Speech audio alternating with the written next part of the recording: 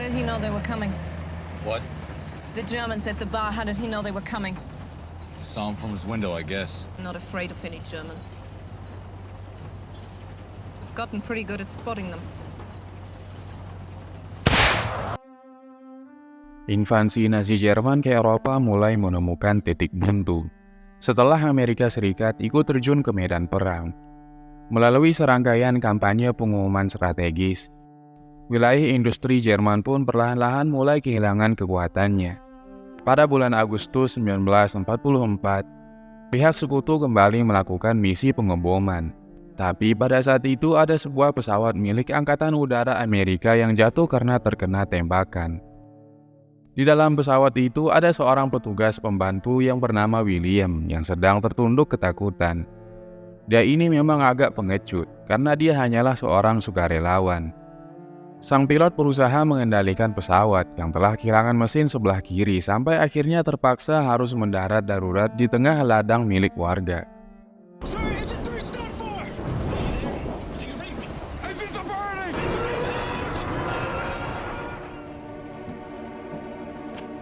Akibat kejadian itu, 2 penembak mesin tewas, dan sisanya terdampar di lokasi yang tidak diketahui. Lalu, kapten menyuruh William memeriksa sebuah rumah yang tidak jauh dari sana. Namun yang William temukan adalah para penghuni rumah yang sudah tidak bernyawa dengan banyak luka tembak. Selang beberapa menit, William melihat sekelompok pasukan Nazi yang sedang mengarah ke tempat dia bersembunyi. William pun sangat ketakutan dan hanya bisa berdoa pada saat pasukan Nazi menembaki tempat persembunyiannya.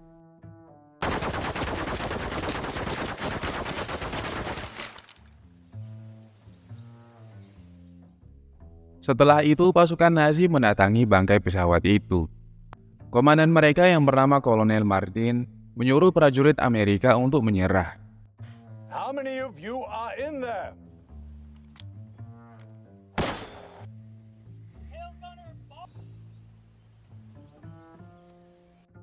Satu persatu tentara Amerika diinterogasi mengenai misi mereka, dan yang tidak menjawab akan langsung dibunuh. Who's your target, you piece of shit? I'm the pilot. Di tengah ketegangan itu, sang kapten berusaha melakukan serangan kejutan, tapi sayangnya dia malah kehabisan peluru. Sementara itu, William masih memantau dari rumah tempat dia bersembunyi dengan senapan jarak jauhnya, tanpa berani melepaskan tembakan. Tentara Nazi itu mengancam tentara yang tersisa untuk memberitahu rencana pengeboman sekutu berikutnya. Tapi karena tetap tidak mau mengatakan apa-apa, mereka pun akhirnya dibunuh.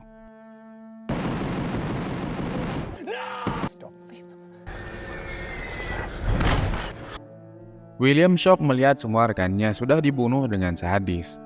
Rasa takut dan marah pun menyelimuti hatinya. Dari sejak saat itu, dia bersumpah akan balas dendam. 10 tahun kemudian, William telah berevolusi menjadi orang yang sangat sadis dan tidak kenal ampun. Selama rentang waktu tersebut, dia telah banyak membunuh mantan Nazi untuk mencari Martin, yang diketahui telah kabur ke Amerika Selatan bersama ribuan tentara Nazi lainnya. Hari ini dia sedang berada di Argentina, menyiksa 2 orang mantan perwira Nazi yang mungkin kenal dengan Martin. Kedua tawanan itu sebelumnya bekerja di bagian administrasi militer Nazi Jerman. Tapi mereka sama sekali tidak tahu dengan siapa sebenarnya Martin yang dimaksud oleh William. Mendengar hal itu tanpa basa-basi, William langsung membunuh mereka karena tidak ada gunanya lagi.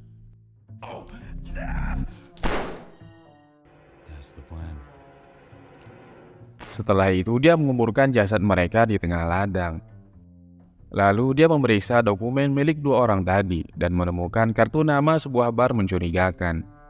Dia pun langsung mendatangi bar itu, yang ternyata tempat itu menjadi tempat jual beli informasi ilegal, terutama bagi buronan yang sedang bersembunyi di Argentina. Tak lama kemudian, muncul sosok pria misterius yang baru saja membeli informasi. Pria ini buru-buru kabur ke mobilnya, membaca informasi tersebut dan membakarnya. Lalu dia mengeluarkan senjata apinya karena dia merasa sedang diintai dan tiba-tiba William menangkapnya. Sesampainya di markas, pria yang diketahui bernama Vogel itu langsung diinterogasi tentang isi kertas tadi. Sambil ketakutan, Vogel mengaku sebagai pendeta dan kertas tadi ternyata isinya cuma nama pelacur yang pernah dia pakai. Tapi William tidak percaya dan yakin kalau Vogel ini mantan Nazi. Dia pun mengancam akan membunuhnya kalau masih berbohong. Akhirnya Vogel mengaku kalau dia adalah mantan fisikawan Hitler yang ditugaskan membuat bom atom. Lalu William bertanya mengenai di mana Martin berada. Dan ternyata Vogel kenal dengan si Martin. Di tengah percakapan mereka, tiba-tiba terdengar bunyi aneh dari lantai atas. Dan pada saat diperiksa, tiba-tiba muncul seorang wanita yang langsung menodong William. Wanita ini adalah agen Mossad atau mata-mata Israel yang bernama Rosie. Tujuannya di sini adalah untuk mencari Vogel yang sudah didakwa oleh pemerintah Israel sebagai pelaku Holocaust. Karena masih butuh Vogel, William mencoba berbohong kalau pria di bar tadi bukanlah Vogel. Kemudian Vogel muncul dan ikut bersandiwara. Mau tidak mau Rosie harus mundur, karena dia sendiri belum yakin betul kalau pria ini adalah si Vogel. Setelah Rosie pergi, Vogel bercerita kalau dia akan bergabung dengan pemerintah Soviet untuk membuat bom atom. Dia harus pergi ke sebuah lapangan terbang di Bolivia. Dan kebetulan Martin juga berada di negara itu. Dia pun ingin membuat kesepakatan dengan William untuk mengawalnya sampai dia tiba di lokasi. Karena saat ini dia sedang diincar oleh para loyalis Nazi yang tidak suka dengan dia karena dia bergabung ke Soviet. William yang mendengar itu pun setuju, dan besoknya mereka langsung berangkat melalui jalur sungai Amazon. Sebelum ke Bolivia, mereka harus melewati negara Paraguay, dan malam itu mereka menginap di sebuah hotel. Pada saat sedang nongkrong di bar, William dikejutkan dengan Rosie yang tidak percaya dengan sandiwara William. Tidak lama kemudian, muncul 3 orang gangster yang merupakan mantan tentara Nazi. Mau tidak mau, mereka harus melawan para gangster itu yang terus mengajak mereka berbicara. Di sini William berpura-pura menjadi petani pisang asal Brazil yang sedang mencari distributor. Dia mengatakan kalau kebun pisangnya beberapa di tengah hutan Amazon dan harus diangkut menggunakan kereta yang jalurnya selalu dipenuhi bandit. Tapi setelah William pergi, salah satu gangster merasa janggal dengan cerita dari William. Karena dia tahu kalau di daerah itu belum ada jalur kereta api. Mereka pun langsung menyergap pasukannya William yang sedang berusaha kabur menggunakan mobil. Di dalam mobil itu, Rosie akhirnya tahu identitas asli dari Vogel. Tapi sebelum dia bisa menangkapnya, para gangster sudah lebih dahulu menyerang mereka.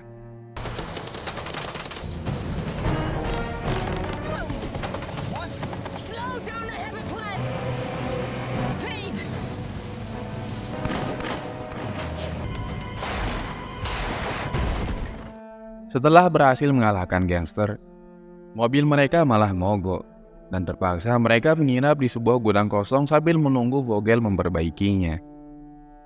Pada saat mobilnya sudah selesai diperbaiki, Rosie langsung menodong mereka dan berencana menangkap Vogel. Tapi Vogel berkelit dan menawarkan orang yang lebih kejam darinya, yaitu Heinrich Himmler, tangan kanan Hitler yang merancang Holocaust di seluruh Eropa. Selama ini sekutu hanya mengetahui Himmler sudah tewas bunuh diri di depan pasukan Amerika. Tapi sebenarnya yang mati saat itu adalah orang lain. Sekarang Himmler bersembunyi di sebuah tempat rahasia di Bolivia yang bernama Condor. Di sana dia sedang membangun kembali kerajaan Nazi. Vogel juga mengeluarkan remote dan memberitahu kalau di dalam mobil itu sudah terpasang bom. Mau tidak mau Rosie menyerah karena terungkapnya sosok Himmler lebih penting untuk saat ini. William lalu meminta remote bomnya dan mengikat Rosie. Tapi sebelum pergi dia meninggalkan potongan kaca supaya Rosie bisa melepaskan diri. Setelah itu, Vogel menunjukkan sebuah pesawat di belakang gudang yang ternyata sudah dia persiapkan jauh-jauh hari. Mereka pun melanjutkan perjalanan menggunakan pesawat, sementara Rosie mengikuti mereka menggunakan mobil. Sesampainya di tempat pertemuan, Vogel memberitahu koordinat Condor kepada William, karena Martin juga ada di sana. Lalu dia pergi seorang diri dan menemui mata-mata Soviet. Tapi sayangnya, Vogel membohongi mata-mata Soviet dan malah menyuruh dia bunuh diri dengan meminum kopi sianida. Vogel yang selalu punya rencana cadangan langsung menawarkan kesepakatan untuk membuat bom atom. Dia berbicara dengan Himmler melalui telepon. Dan penawarannya itu pun langsung disetujui. Setelah itu dia menangkap William. Dan si bos gangster mulai menginterogasinya. Si bos memasukkan sebuah peluru ke dalam pistol. Dan setiap kali dia tidak suka dengan jawaban William, dia akan menembak menggunakan pistolnya yang berisi 1 peluru dan 4 selongsong kosong. William sudah 3 kali hampir mati dan tinggal 2 kali lagi tembakan yang berisi peluru. Dan pada saat dia sudah pasrah, tiba-tiba Rossi muncul dengan senjata otomatisnya. William pun memberitahu lokasi Kondor Senis kepada Rossi.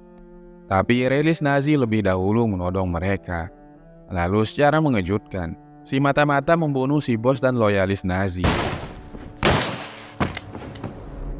Rupanya si mata-mata juga punya dendam dengan Himmler. Oleh karena itu dia membantu Rossi dan William. Sementara itu di Kondor, Himmler sedang merasa senang karena arkeolognya baru saja menemukan tengkorak milik suku Arya di pegunungan Andes dan sekaligus membuktikan mitos Tiwanaku, yaitu sebuah situs kuno yang terhubung dengan kota Atlantis yang canggih. Dulu saat Atlantis hancur, ras mereka yang selamat mendirikan Tiwanaku di pegunungan Andes. Dengan kata lain, bangsa Atlantis adalah nenek moyang bangsa Jerman dari res area. Di tengah pertemuan, Martin tiba-tiba mengatakan kalau lokasi Kondor sudah ketahuan. Rupanya si arkeolog pernah keceplosan pada saat dia sedang mabuk dan bercerita ke pilot pesawatnya tentang Kondor. Lalu tanpa basa-basi arkeolog pun dibunuh. Condor's nest! Setelah itu Himmler hendak dievakuasi ke tempat yang lebih aman.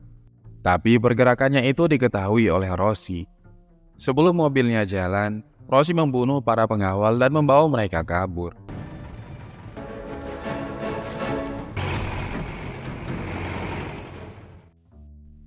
Tapi pada saat di tengah jalan, dia malah berpapasan dengan Vogel dan pasukannya. Dia pun mencoba mengancam mereka dengan menyandera Himmler. Tapi karena Vogel tetap tidak mau memberikan lewat, dia pun terpaksa membunuh Himmler. Dan akhirnya Rossi pun juga dibunuh. Vogel, ich werde sehen. Sementara itu, William sudah menemukan Martin. Dia bertanya ke Martin, apa masih ingat dengan rekan-rekan mereka? Awalnya Martin tidak ingat, karena kejadian seperti itu sudah sering terjadi selama perang. Tapi setelah William menjelaskan lebih rinci, dia pun akhirnya mengingatnya. William memaksa Martin untuk membuat pengakuan bersalah. Tapi Martin malah mengatakan kalau dia sudah melakukan hal yang benar demi melindungi negaranya. Saat itu dia punya 2 pilihan, memberikan tentara Amerika pergi, tapi nantinya akan membahayakan negaranya, atau membunuh mereka semua supaya mengurangi ancaman untuk negaranya. Dan sebagai seorang prajurit, Martin pun memilih membunuh para tentara Amerika.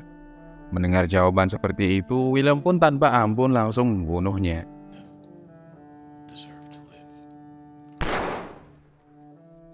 Setelah itu, William merampas senjata otomatis untuk melawan ratusan penjaga.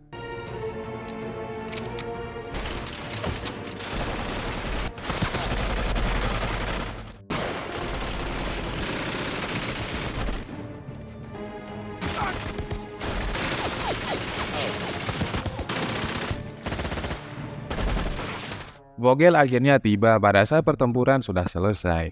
Lalu dia mengatakan kalau Rossi sudah mati dan menyuruh William untuk menyerah. Apalagi peluru senjatanya juga sudah habis.